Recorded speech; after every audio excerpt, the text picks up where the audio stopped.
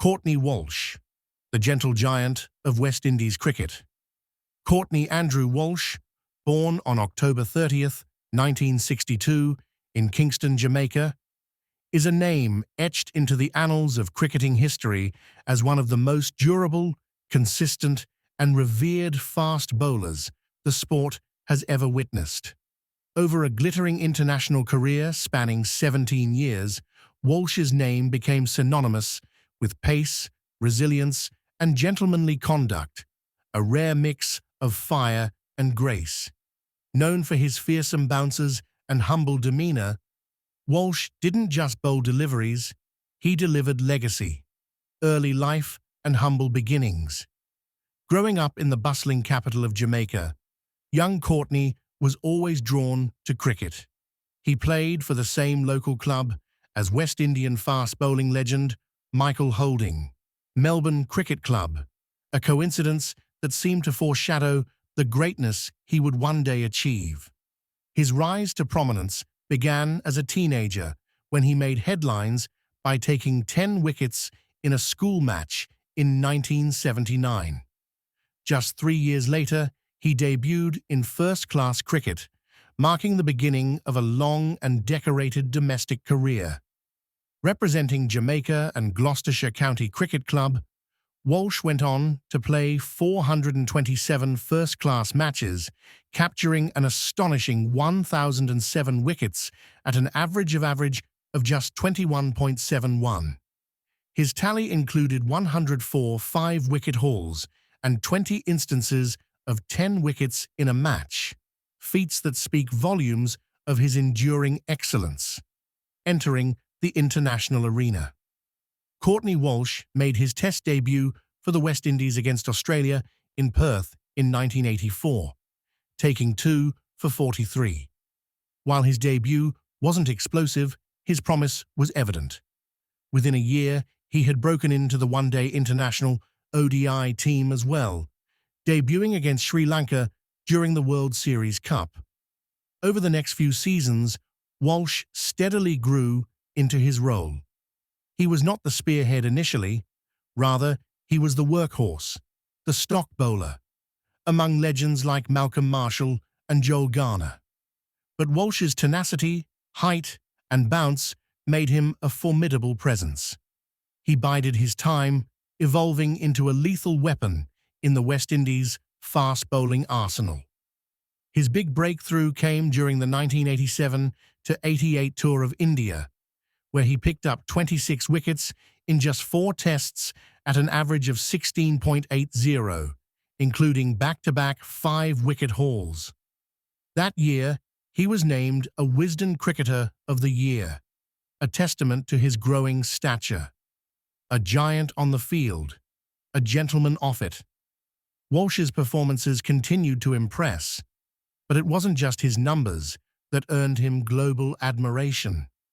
In the 1987 Cricket World Cup, with Pakistan needing 2 runs off the last ball to qualify for the semi-finals, Walsh had the opportunity to run out the non-striker Salim Jafar, who was backing up too far, by mankading him. Walsh chose not to, preserving the spirit of the game, though the West Indies lost. It was a moment that elevated him from being just a cricketer to a sporting icon. He was lauded globally for this act of sportsmanship, even gifted a hand-woven carpet by a local fan in Pakistan. The deadly duo, Walsh and Ambrose. As the 1990s rolled in, Walsh stepped into a new role, the leader of the West Indian attack. With the retirement of Marshall and Garner, Walsh became the senior figure, forging what would become one of the most feared fast-bowling partnerships in cricket history with Courtney Ambrose. Together, Walsh and Ambrose terrorized batting lineups around the world, sharing 421 wickets in 49 tests. Their combined efficiency, consistency, and aggression were the bedrock of many West Indian victories. Walsh's raw bounce and unrelenting accuracy complemented Ambrose's devastating seam and control perfectly. Batters often found themselves caught between survival and surrender. In 1994, Walsh was entrusted with the West Indies captaincy during tours to India and New Zealand. Though not a natural captain, his leadership and experience were invaluable, particularly during a period of transition in Caribbean cricket. Records, milestones, and unbreakable spirit. By the mid-1990s, Walsh was on a mission. In 1995, he took 62 wickets in tests, a career best that he astonishingly bettered in 2000 with 66 wickets at an average of 18.69, including a jaw-dropping 34 wickets in a single series against England. In February 1998, Walsh became the first West Indian fast bowler to play 100 tests. Then, in 2000, he achieved cricketing immortality by surpassing Kapil Dev's record of 434 test wickets. Just a year later, he became the first bowler to breach the 500-wicket barrier in Test cricket, dismissing South African great Jacques Kallis in Port of Spain, Trinidad. He retired with 519 Test wickets and 227 ODI wickets, achievements that stood as towering records in their time. In Tests alone, he bowled more than 5,000 overs, a feat matched by only a handful of bowlers in the sport's history. Yet, not all of Walsh's stats bring glory. With 43 ducks in Test cricket and a batting average of just 7, he holds the record for most ducks in Test history, a fact fans embraced with humour and affection. His tall, wiry frame, flailing in defence, particularly his iconic windmill-style leave, became a lovable trademark. One of his most memorable innings was not for runs, but for resilience, when he partnered Brian Lara during a last-wicket stand to clinch a stunning victory against Australia in 1999. Life beyond the boundary. After retiring in 2001, following a final test in his homeland Jamaica, where he fittingly claimed 6 wickets, Walsh continued to contribute to cricket. He served as a West Indies selector, commentator, and global ambassador for the game.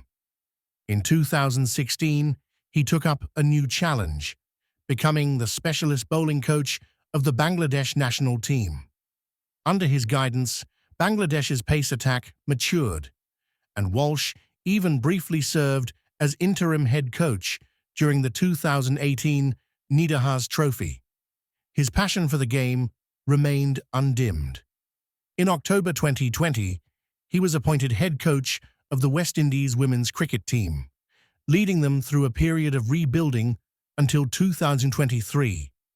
He has also featured for the celebrity Lashing's World Ifns, delighting fans worldwide alongside other legends like Sachin Tendulkar and Richie Richardson. Walsh also owns a restaurant in Jamaica, Cuddy's, a nod to his nickname. Off the field, his quiet charisma and grounded nature have made him one of the most respected figures in global cricket. Awards, honours, and legacy. For his contributions, Walsh has been showered with accolades. Apart from being named a Wisden Cricketer of the Year in 1987, he was selected among Jamaica's 5 greatest cricketers in 2004. In October 2010, he was inducted into the ICC Cricket Hall of Fame alongside Joel Garner, joining an elite list of West Indian legends. The cricketing fraternity speaks of Walsh with reverence. Former captain Clive Lloyd once said, "I don't think you'll find another Courtney Walsh around." The great Gary Sobers praised his dedication to West Indies cricket and ability to give 100% in difficult conditions. Beyond his achievements lies a man whose legacy is not only about wickets and records, but also humility and integrity.